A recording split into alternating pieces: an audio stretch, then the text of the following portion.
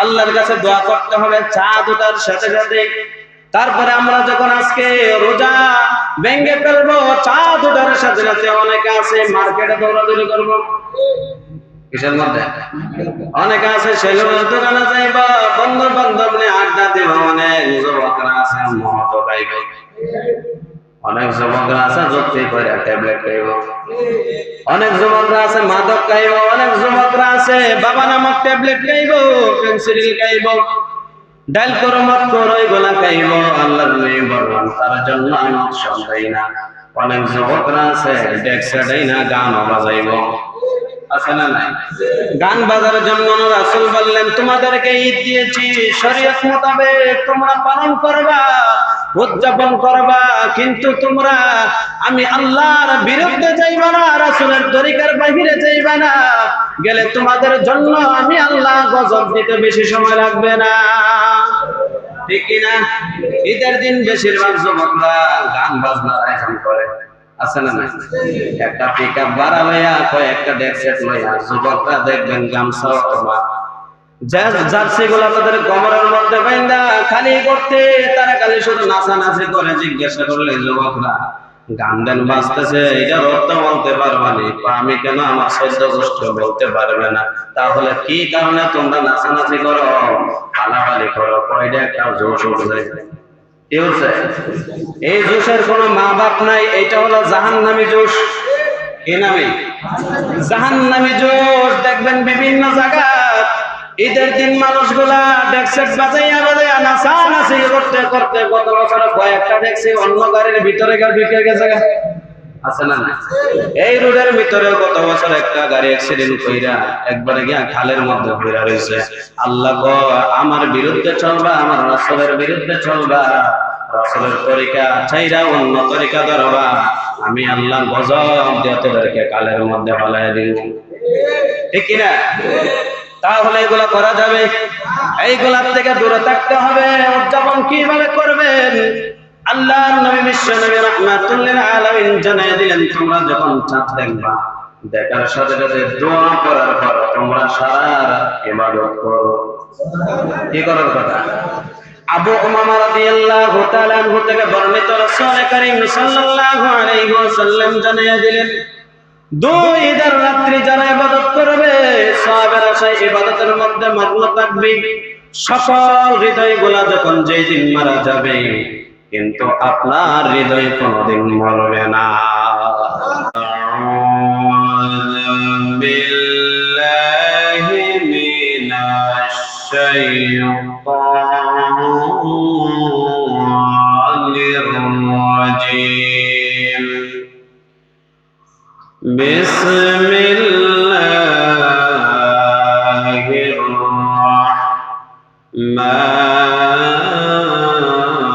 রাহমানির রাহিম।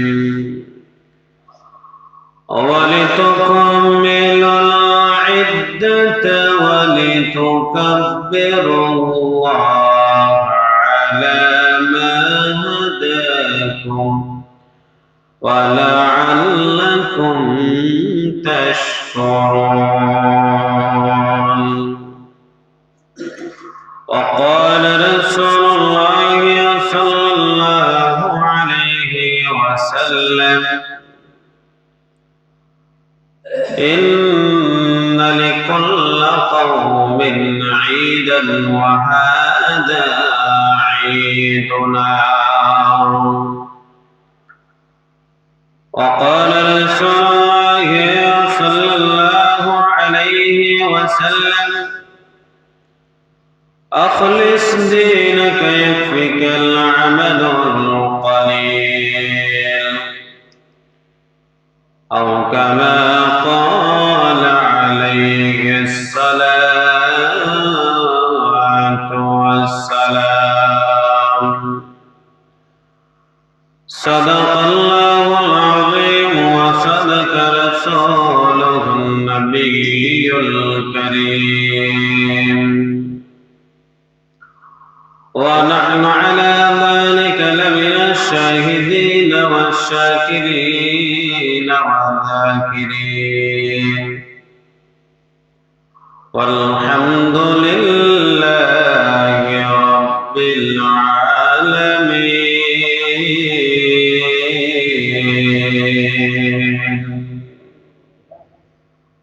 إن الله وملائكته يصلون على النبي يا أيها الذين آمنوا صلوا عليه وسلموا تسليما. اللهم صل على محمد وعلى آل محمد كما صليت على إبراهيم وعلى آل إبراهيم إنك حميد مجيد. اللهم بارك على محمد وعلى آل محمد كما باركت على إبراهيم وعلى آل إبراهيم إنك حميد مجيد. اللهم صل وسلم وبارك عليه. السلام عليكم ورحمة الله وبركاته. আল্লাহ রাব্বুল আলামিনের দরবারে অসংখ্য অগণিত শুকর ও সুজুদ যে আল্লাহ পাক অত্যন্ত দয়া করে মায়া করে মহব্বত করে পৃথিবীর সর্বশ্রেষ্ঠ স্থানে আসার এবং বসার তৌফিক দিয়েছেন। তাই আমরা অন্তরস্থল থেকে মহব্বতে মন প্রাণ উজাড় করে রব্বুল ইজ্জতের দরবারে আমরা শুকরিয়াটুকু আদায় করে বলে আলহামদুলিল্লাহ। যে রব্বুল আলামিন আমাদের এই রমজান মাস সুস্থ হালতে নিয়েছেন, খুব ঠান্ডাদায়ক দিনগুলা রাতগুলা গিয়েছে। আল্লাহর দরবারে তার জন্য আবারও শুকরিয়াটুকু আদায় করি বলে আলহামদুলিল্লাহ। রমজান মাস আবার মনে হয়েছে যে 10 দিনে গেছে, ঠিক না? এরকম সুন্দর ভাবে দিনগুলা গেছে। রমজান মাস যে এত তাড়াতাড়ি যাইবা আমরা কখনো কল্পনাও করতে পারি না। রমজানের একবারে শেষ প্রান্তে আজকে শেষ দিন জুমাতুল বিদা, যাকে মাসের বিদায়ী জুম্মা বলা হয়। প্রতি মাসের একটা জুমাতুল বিদা আছে, যে মাসের শেষ জুম্মা। আর রমজান মাসে আগামীতে পাইব কিনা জুম্মা, এটা কোনো গ্যারান্টি এ দিতে পারবো? হয়তো আমাদের জীবনের শেষ রমজান, এমনও শেষ রমজানের শেষ জুম্মা হতে পারে, ঠিক কিনা? তাহলে এখান থেকে শিক্ষা নেবেন যে হুজুর রমজান মাসে ইবাদত করলাম, বন্দেগী করলাম, রোজা রাখলাম, ইফতার করলাম, সাহরি খেলাম, অন্যান্য মাসে কিন্তু এক্সট্রা আমল গুলা নাই। এক্সট্রা কি নাই? ইফতার কিন্তু অন্যান্য মাসে নাই, থাকলেও ইফতারে এরকম একটা আনন্দ লাগে না। রমজান মাসে যে আনন্দ,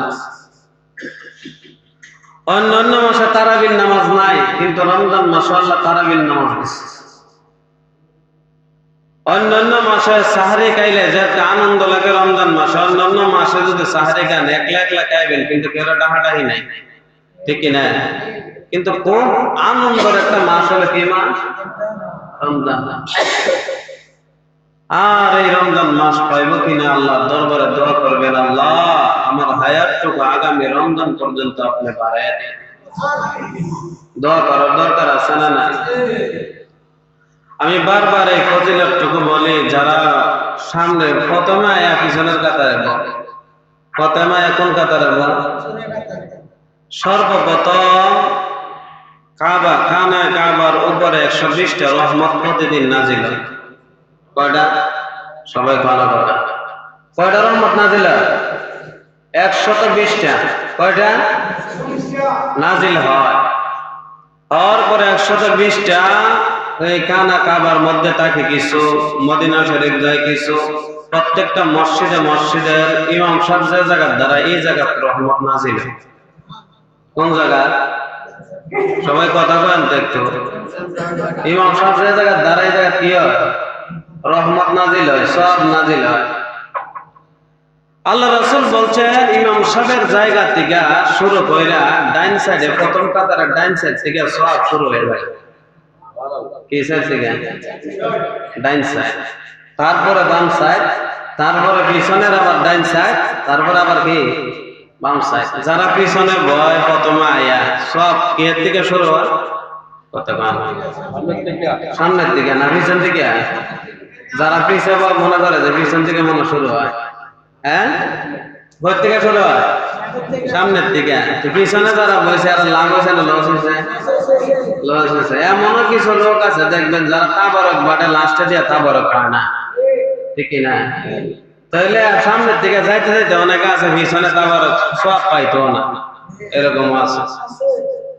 তাহলে এইটার কথা চিন্তা করে তো আমরা অন্তত পক্ষে যারা প্রথমে আল্লাহ রাসূল সাল্লাল্লাহু আলাইহি ওয়াসাল্লাম বলেন তোমরা যদি জানতা প্রথম কাতারে নামাজ পড়লে কি পরিমাণ সওয়াব, তাহলে সামনে কাতারে বসার জন্য তোমরা প্রতিযোগিতা করতে। কার কথা? রাসূলের কথা।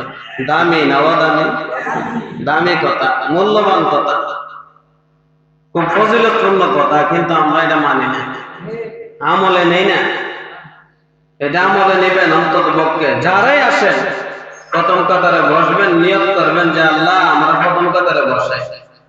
মসজিদে প্রতি জুম্মার 5টা আপনার গুরুত্বপূর্ণ আমল আছে। কয়টা?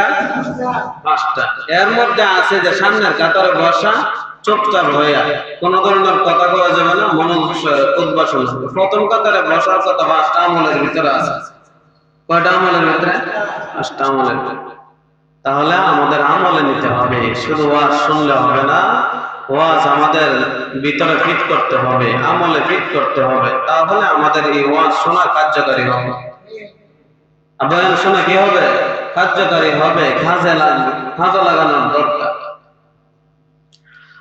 যে আয়াতটুকু আমি তেলাওয়াত করেছি কোরআনুল কারীমে 2 নম্বর পারা 7 নম্বর পৃষ্ঠার 4 অথবা 5 নম্বর লাইন থেকে শুরু করে আল্লাহ রাসূল সাল্লাল্লাহু আলাইহি ওয়াসাল্লামের অসংখ্য হাদিস থেকে 2টা হাদিসের টুকরা তেলাওয়াত করেছি। আল্লাহ যেন এই কোরআনের আয়াত এবং হাদিস থেকে আলোচনা করতে পারে, আল্লাহ যেন তৌফিক প্রদান করে। সকলে বলি ওমা তাওফীক ইল্লা বিল্লাহ।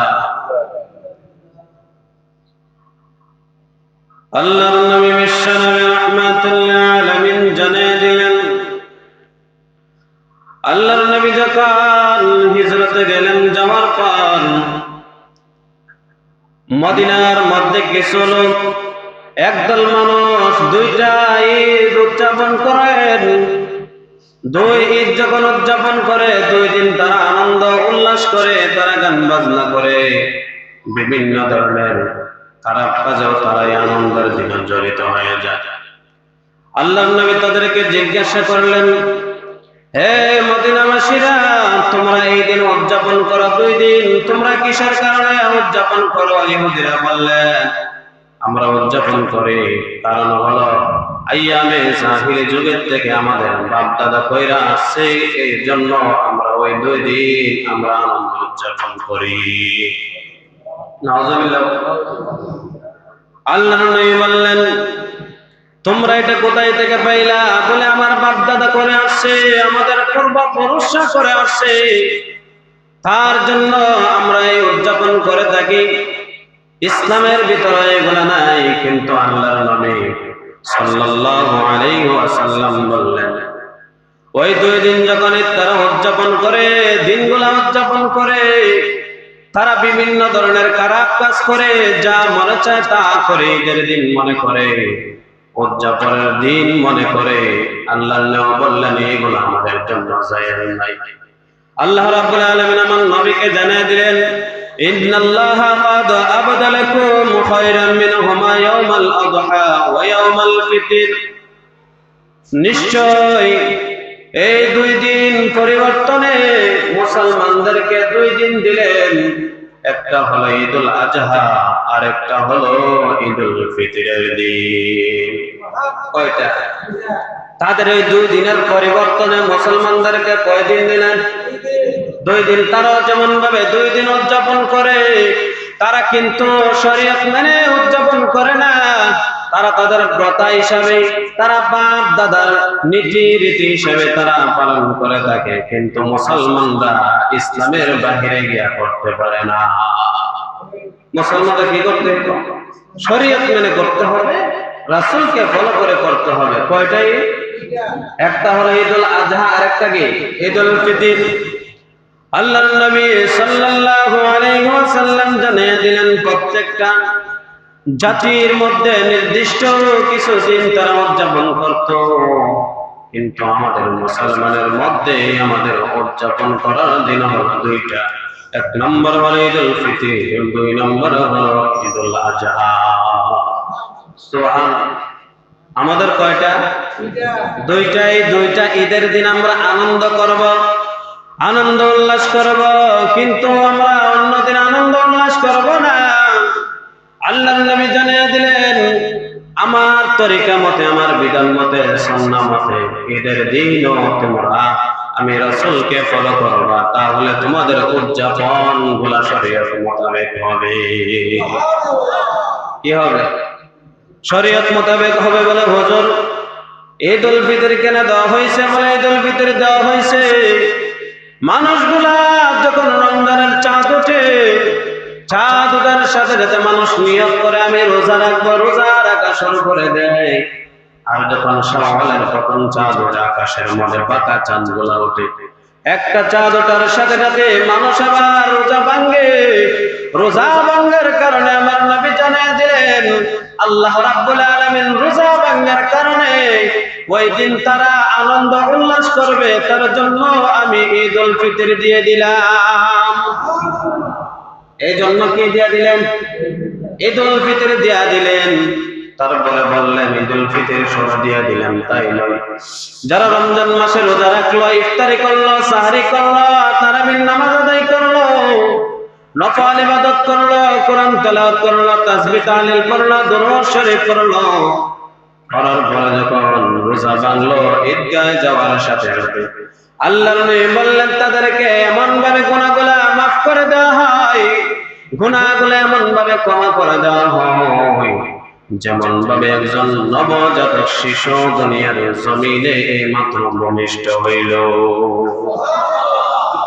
তাদেরকে মাফ করে দিবে যারা রোজা রাখছে, সারা মাস রোজা রাখছে, যারা সারা মাস তারাবির নামাজ পড়ছে, তাহাজ্জুদের নামাজ পড়ছে, কোরআন তেলাওয়াত করেছে, তাসবিহ তাহলিল করেছে, দুরূদ শরীফ পড়ছে, আর যারা চারটা কাজ থেকে নিজেকে বিরত রাখছে, আর হাদিস শরীফের মধ্যে আছে তিনটা কাজ থেকে যারা বিরত রাখছে, তাদের জন্য ঈদগাহর ময়দানে আমার আল্লাহ ক্ষমা ঘোষণা করে দিলেন। এক নম্বর হলো যারা কানাফিনার থেকে বিরত থাকলো। কিসের থেকে? কানাফিনা করলো না দিনের বেলা। দুই নম্বর হলো পানি পান করলো না। তিন নম্বর স্ত্রী সহবাস করলো না। ওই তিনটা জিনিস থেকে যারা বিরত থাকলো তাকে রোজা বলে। আর তিনটা কাজ থেকে যারা বিরত থাকলো তাদেরকে আল্লাহ রাব্বুল আলামিন ঈদগাহর ময়দানে মাসুম বাচ্চার মতো বানায়া দিবে। শুধু তাই নয়, আল্লাহর নবী বললেন আর কয়েকটি কাজ থেকে যারা বিরত থাকলো। এক নম্বর হলো যারা জবানের গুনাহ থেকে হেফাজতে থাকলো। দুই নম্বর হলো যারা মিথ্যা কথা থেকে হেফাজত থাকলো, যারা গীবত করার থেকে হেফাজত থাকলো, রোজা রাখলো, নামাজ পড়লো, তারাবির নামাজ পড়লো, নফল ইবাদত করলো, তাসবিহ তাহলিল করলো, দুরূদ শরীফ করলো, সকল টুকু ইবাদত করলো, কিন্তু যারা মিথ্যা কথা ছাড়তে পারলো না, যারা রোজা রেখে গীবত করা ছাড়তে পারলো না, জবানের গুনাহ থেকে হেফাজত করে থাকতে পারলো না, তারা রোজা রাখার না রাখা হলো সমান। তাদেরকে ঈদগাহর ময়দানে আল্লাহ রাব্বুল আলামিন ক্ষমা করব, করবেন না। 2 নম্বর হলো ঈদ কাদের জন্য? আল্লাহর নবী জানায় দিলেন ঈদ হলো তাদের জন্য পূর্ণ মাস ইবাদত করলো যারা। কি করলো? ইবাদত করলো যারা, রোজা রাখলো যারা, নামাজ পড়লো যারা, তারাবির নামাজ আদায় করলো যারা, সাহরি খাইলো যারা, ইফতারি করলো যারা, তাদের জন্য হলো ঈদের নামাজ। আল্লাহর নবী বললেন যারা রোজা রাখে নাই তাদের জন্য ঈদের নামাজও নাই, কারণ হলো তাদেরকে ঈদগাহ থেকে তোমরা বাহির করে দাও। এটা রাসূলের কথা। কার কথা? আর অনেক আছে সারা মাস রোজা নাই, সারা মাস রমজানের ভিতরে কোনো নামাজ পড়ে নাই, কোন ধরনের ইবাদত করে নাই, দেখবেন তাদেরকে ঈদগাহর ময়দানে সবার আগে আছে না নাই? সব জায়গায় এরকম লোক আছে। আল্লাহর নবী বললেন যারা রোজা রাখলো তাদের জন্য আমি ঈদের নামাজ দিলাম, ঈদের দিন তাদের জন্য আমি উৎসবের একটা ব্যবস্থা করে দিলাম, আনন্দের একটা ব্যবস্থা করে দিলাম, তাদেরকে খুশি করার জন্য একটা ব্যবস্থা করে দিলাম। তারা করবে। এর নাফরমান তোমরা যারা রোজা রাখো নাই, নামাজ পড়ো নাই, রমজান মাসে 5 ওয়াক্ত নামাজ পড়ো নাই, তোমাদের জন্য ঈদগাহর ময়দান নয়, তোমরা ঈদগাহর ময়দানের আশেপাশে আসবে না। এটা হলো আমার রাসূলের দমক। কার দমক? রাসূল দমক দিয়া বলছে তোমরা ঈদগাহের ঈদগাহর ময়দানের আশেপাশেও তোমরা আসবে না। আমরা যখন দেখবেন শাওয়াল মাসের চাঁদ উঠে 1 নম্বর আমল আল্লাহুম্মা আহিল্লাহু আলাইনা বিল ঈমান ওয়াস সালামাতি ওয়াল ইসলাম রাব্বি ওয়া রাব্বুকাল্লাহ।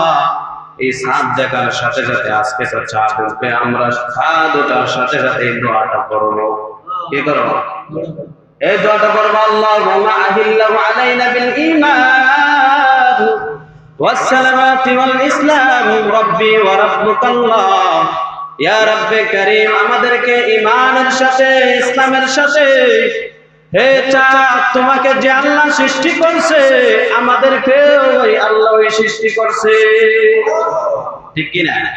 শান্তির সাথে নিরাপত্তার সাথে আল্লাহ চাঁদ উঠিয়েছ, আমাদের জীবনটাও আপনি শান্তিময় করিয়া দেন। আল্লাহর কাছে দোয়া করতে হবে চাঁদ ওঠার সাথে সাথে। তারপরে আমরা যখন আজকে রোজা ভেঙে ফেলবো, চাঁদ ওঠার সাথে সাথে অনেকে আছে মার্কেটে দৌড়াদৌড়ি করবো। কিসের মধ্যে? অনেকে আছে সেলুনের দোকানে যাইব, বন্ধু বান্ধব নিয়ে আড্ডা দিব, অনেক যুবকরা আছে মদ খাইব, অনেক যুবকরা আছে যুক্তি করে ট্যাবলেট খাইব, অনেক যুবকরা আছে মাদক খাইব, অনেক যুবকরা আছে বাবা নামক ট্যাবলেট খাইব, পেন্সিল খাইব, ডাল করো মত করো এগুলা খাইব। আল্লাহর নবী বললেন তার জন্য আমি উৎসব দেই না। অনেক যুবকরা আছে ডেক্সা দেই না, গান বাজাইব, আছে না নাই? গান বাজার জন্য রাসূল বললেন তোমাদেরকে ঈদ দিয়েছি, শরীয়ত মোতাবেক তোমরা পালন করবা, উদযাপন করবা, কিন্তু তোমরা আমি আল্লাহর বিরুদ্ধে যাইবা না, রাসূলের তরিকার বাহিরে যাইবা না, গেলে তোমাদের জন্য আমি আল্লাহ গজব দিতে বেশি সময় লাগবে না। ঠিক কি না? ঈদের দিন বেশিরভাগ যুবকরা গান বাজনার আয়োজন করে, আছে না না? একটা পিকআপ ভাড়া লইয়া কয়েকটা ডেক সেট লইয়া যুবকরা দেখবেন গামছা অথবা জার্সি গুলা তাদের কোমরের মধ্যে বাইন্দা খালি করতে, তারা খালি শুধু নাচানাচি করে। জিজ্ঞাসা করলে যুবকরা গান দেন বাজতেছে, এটা অর্থ বলতে পারবানি? আমি কেন, আমার 14 গোষ্ঠী বলতে পারবে না। তাহলে কি কারণে তোমরা নাচানাচি করো, পালাপালি করো? কয়টা একটা জোশ উঠছে। কি হচ্ছে? এই জোশের কোনো মা বাপ নাই, এটা হলো জাহান্নামী জোশ। কি নামে? জাহান্নামী জোশ। দেখবেন বিভিন্ন জায়গা ঈদের দিন মানুষগুলা ডেক্সেট বাজাইয়া বাজাইয়া নাচানাচি করতে করতে গত বছর কয়েকটা দেখছি অন্য গাড়ির ভিতরে ঢুকে গেছে, আছে না? এই রোডের ভিতরে গত বছর একটা গাড়ি অ্যাক্সিডেন্ট কইরা একবারে গিয়া খালের মধ্যে পড়ে রয়েছে। আল্লাহ গো, আমার বিরুদ্ধে চলবা, আমার রাসূলের বিরুদ্ধে চলবা, রাসূলের তরিকা ছাইরা অন্য তরিকা ধরবা, আমি আল্লাহ গজব দিয়ে তোদেরকে কালের মধ্যে ফেলাইয়া দিব। ঠিক কি না? তাহলে এগুলা করা যাবে? এইগুলার থেকে দূরে থাকতে হবে। উদযাপন কিভাবে করবেন? আল্লাহর নবী বিশ্ব নবী রাহমাতুল লিল আলামিন জানিয়ে দিলেন তোমরা যখন চাঁদ দেখবা, দেখার সাথে সাথে দোয়া করার পর তোমরা সারা রাত ইবাদত করো। কি করার কথা? আবু উমামা রাদিয়াল্লাহু তাআলা আনহু থেকে বর্ণিত রাসূল করিম সাল্লাল্লাহু আলাইহি ওয়াসাল্লাম জানিয়ে দিলেন, দুই ঈদের রাত্রি যারা ইবাদত করবে, সওয়াবের আশায় ইবাদতের মধ্যে মগ্ন থাকবে, সকল হৃদয়গুলা যখন যেই দিন মারা যাবে, কিন্তু আপনার হৃদয় কোনদিন মরবে না। বলে সকল হৃদয় কোন দিন মারা যাবে? বলে কিয়ামতের দিন সকল হৃদয়গুলা পেরেশানির মধ্যে থাকবে আর আল্লাহর দিকে তাকিয়ে থাকবে, টকবক টকবক করবে, তখন তাদের মাথার মগজগুলা এমন ভাবে হয়ে যাবে, যা যতটুকু পাপ হবে ততটুকু তার গুনাহ অনুযায়ী ওই মানুষগুলার সাঁতার হবে, কমর পর্যন্ত পানি হবে, কামের পানিগুলা, এইগুলা জমিনের পানি না, এইগুলা পুকুরের পানি না, এইগুলা মোটরের পানি নাই। আল্লাহর নবী বললেন, ওই দিন সকল মানুষগুলা আল্লাহকে বলবে, আল্লাহ এত আযাব দিতেছেন, এত আযাব দিতেছেন, এর থেকে আমাদেরকে মৃত্যু দিয়া দেন। ওই দিন যারা রাতে ঈদের 2 রাত্রি ইবাদত করবে, আল্লাহর নবী বললেন, ওই দিন তারা কোন ধরনের কোন কষ্টের সম্মুখীন হবে না। ঈদের রাত্রে ইবাদত করলে ফজিলত আছে না নাই? সবাই আছে না নাই? আমরা কি ইবাদত করিনি? ইবাদত করি। এই রাত্রে ইবাদত করি না। মহিলারা মেহেদি নিয়ে ব্যস্ত থাকে, পুরুষ কিছু কিছু পুরুষ আছে মেহেদি নিয়ে ব্যস্ত থাকে। পুরুষদের জন্য মেহেদি দেওয়া ডাইরেক্ট হারাম, বোঝা নাই? গাছের মেহেদি কোন আর আকাশের মেহেদি কোন, পাতালের মেহেদি কোন, যত ধরনের মেহেদি আছে পুরুষদের জন্য হারাম। কারণ হলো মহিলাদের জন্য মেহেদি বানানো হয়েছে, আর পুরুষরা যদি দিতে পারে তাহলে একমাত্র দাড়ির মধ্যে দিতে পারবে। কিসের মধ্যে? দাড়ির মধ্যে দিতে পারবো। হাতের মধ্যে দিয়ে শ্বশুর বাড়ি যাওয়া যাবে। সবাই যদিও সুন্দর কয়, আমার নবী কয় সুন্দর নয়, কারণ হলো এটা ইসলামের বিরোধিতা। এটা কিসের বিরোধিতা? ইসলামের বিরোধিতা। তাহলে মা বোনদেরকে বলি, আজকের রাত্রে মেহেদি না লাগাইয়া আজকের রাত্রে ইবাদত করলে সকল হৃদয় যেদিন মারা যাবে, আপনার হৃদয় এই দিন জীবিত থাকবে। তাহলে আমরা বলে কি কি ইবাদত করব এই রাত্রে? বলে নির্দিষ্ট কোনো ইবাদত আছে নি? আল্লাহ নবী বললেন, না না, নির্দিষ্ট কোনো ইবাদত নয়। রাত্রে তোমরা যা করে ইবাদত করো, কিছু সময় কোরআন তেলাওয়াত করো, কিছু সময় তাসবিহ তাহলিল করো, কিছু সময় নফল ইবাদত করো, নফল নামাজ পড়ো, কিছু সময় নবীর উপর দরুদ পড়ো, কিছু সময় কবর জিয়ারত করো, কিছু সময় তোমরা আল্লাহর ধ্যানে বসিয়া তোমরা কোরআন তেলাওয়াত শোনো। তাহলে ওই রাত্রে যদি ইবাদত করো, সকল হৃদয় মারা গেলেও আপনার হৃদয়টুকু মরবে না। আল্লাহর নবী তারপরে জানিয়ে দিলেন, বলে রাত্রে তোমরা যদি ইবাদত করো, অন্তত পক্ষে কোন ধরনের কোন ইবাদত করতে পারো নাই, নফল নামাজ পড়তে পারো নাই, তোমরা তাসবিহ তাহলিল করতে পারো নাই, দরুদ শরীফ পড়তে পারো নাই, কোন ইবাদত করতে পারো নাই, অন্তত পক্ষে এশারের নামাজ জামাতে আর ফজরের নামাজ জামাতে আদায় করো। ওই রাত্রের যত ফজিলত আছে তোমাদের ভাগ্যে নসিব হয়ে যাবে। কারণ হলো হাদিস শরীফের মধ্যে আছে, আল্লাহর নবী বলেছেন, যে ব্যক্তি এশারের নামাজ জামাতের সাথে আদায় করলো, ওই ব্যক্তি যেন অর্ধরাত পর্যন্ত দাঁড়ায় ইবাদত করলো। আর যে ব্যক্তি ফজরের নামাজ জামাতের সাথে আদায় করলো, ওই ব্যক্তি যেন পূর্ণ রাত সারা রাত ইবাদতের মধ্যে কাটাইয়া দিল। তাহলে দরকার আছে না নাই? আমাদের মধ্যে অন্তত পক্ষে যদি কোন ধরনের কোন ইবাদত নাও করতে পারি, এশারের নামাজ জামাতে পড়ব, ফজরের নামাজ আবার জামাতে পড়ব, তাহলে সারা রাতের যত ইবাদত আছে আমাদেরকে আমার আল্লাহ দান করে দিবে। অনেকে আছে সারা রমজান মাস খুব ক্লান্ত, হুজুর ফজরের নামাজ কোন দিয়ে গেছে কইতে পারি না, আছে না নাই? অনেক রাতে গেলে কি হচ্ছে, সারা মাস দেখলাম ফজরের নামাজ সারা মাস যেন রোজা রাখছি, ক্লান্ত হওয়ার কারণে আজকে কতবেলা যেন খাইছি না, সাহারি যে খাইছি না, ঘুমাইছি যে কইতে পারি না। তাহলে আপনার এই ইবাদতের সব তো শেষ। ইবাদতের কি সব শেষ। সারা মাস রোজা রাখলেন, রোজা মাসে ইবাদত করলেন, ঈদের রাত ফজরের নামাজ পড়লেন না, কিন্তু আপনি ইবাদতের সারা রাত জাগ্রত হয়ে যে সওয়াবটা পাওয়ার কথা, এই সওয়াব আপনার ভাগ্যে জুটলো না। আল্লাহর নবী বললেন, তোমাদের জন্য আমি নবী স্পেশাল ভাবে ঈদের দিন 13টা আমি আমল রেখে গেলাম। কেডা রাখছে? নবীজি। কে বলছেন? নবীজি বলতেন 13টা স্পেশাল আমল তোমাদের জন্য রেখে দিলাম। 1 নম্বর হলো অন্য দিনের তুলনায় তোমরা ঘুম থেকে তাড়াতাড়ি উঠতে হবে। অন্য দিনের তুলনায় ঘুম থেকে তাড়াতাড়ি উঠতে হবে। 2 নম্বর মেসওয়াক করা। 2 নম্বর কি? মেসওয়াক একটা কঠিয়া কত টাকা? বেশি হইলে 20 টাকা। বেশি হইলে কত? 20 টাকা। যদি মুসলমানদেরকে জিজ্ঞাসা করেন আপনার মেসওয়াক দেখান তো, মেসওয়াক তো আমার জীবনে ব্যবহার করছি না। রাসূল বলেন আমি মৃত্যু পর্যন্ত। আম্মা জান আয়েশা সিদ্দিকা রাদিয়াল্লাহু তাআলা আনহা বলেন, নবীজির শক্তি নাই। আমি যখন দেখলাম নবীজি চিবাইতে পারে না, আমি আয়েশা মেসওয়াকটা নিয়ে চিবাইয়া আমার নবীর মেসওয়াক করে নিয়েছি মৃত্যুর আগ মুহূর্তে। আর আমাদের মেসওয়াক আমলই নাই। নবী বললেন, আমার উম্মতের জন্য যদি মেসওয়াক করা কঠিন না হইতো, তাহলে আমার উম্মতের জন্য আদেশ করে দিতাম, আমার আল্লাহ তাদের উপরে ফরজ বানায়া দিত। কঠিন দেন আমার নবী জানেন কিনা? আমাদের উপরে কঠিন হবে, কিন্তু আমার নবী জানেন। তার জন্য আমার নবী বলে নাই, আদেশ করে নাই, হুকুম আনে নাই। তার জন্য উম্মতের উপরে এটা সুন্নাত রয়ে গেছে। কি রয়ে গেছে? সুন্নাত। মেসওয়াক করবেন। মেসওয়াক করলে ঈমানের সাথে মৃত্যু হবে। মেসওয়াক করলে কিসের সাথে? ঈমানের সাথে মৃত্যু হবে। রিজিক বাড়বে, টেনশন দূর হয়ে যাবে, আবার বেতন দূর হয়ে যাবে, বরং যত পেরেশানি আছে সবগুলো দূর হয়ে যাবে।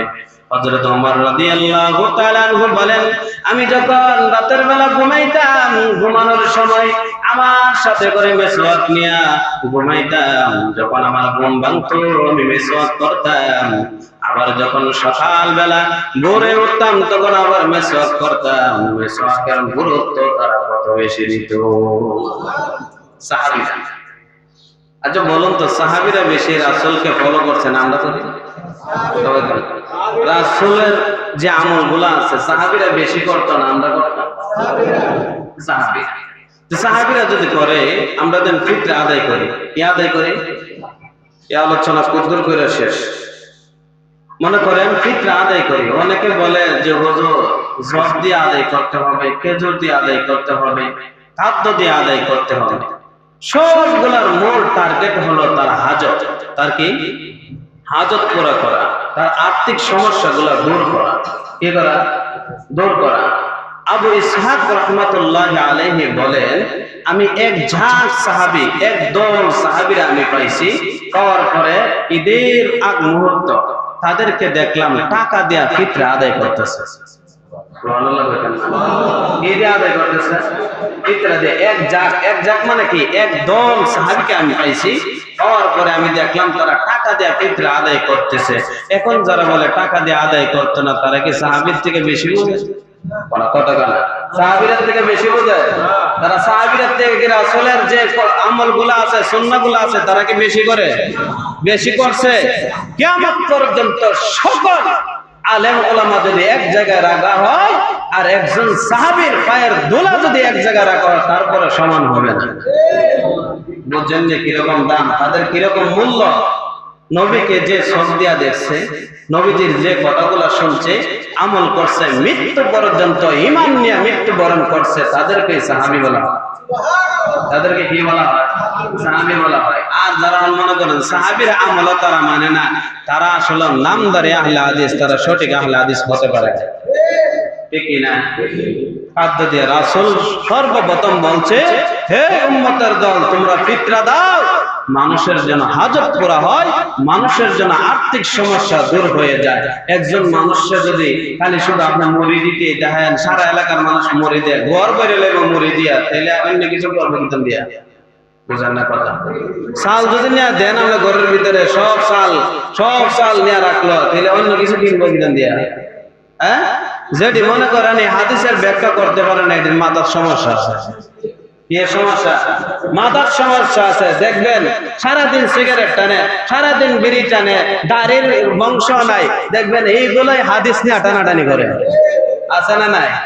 একটা হাদিস মানে আমরা কোন বেড়ারে চলি না, এক হাদিস মাইন না আর হাজার হাদিস বাদ দেয়, এটা নিয়ে আহলে হাদিস কর না, এটা আহলে হাদিস কর, এটা আহলে ফিতনাবাজ কর। আহলে কি বলে? আহলে ফিতনাবাজ। কারণ হলো মানলে সবগুলোই মানতে হবে। মানলে কি একটা মানছেন, ব্যাখ্যা টেক্কা কিছুই জানেন না, আমার গরু যারা কইছে এই যে আছে না নাই? তাহলে আমরা হাদিস মানি, রাসূলকে ফলো করি, সাহাবীদেরকে ফলো করি। আমরা যদি আহলে হাদিস না হই, আহলে হাদিস হইব কেডা?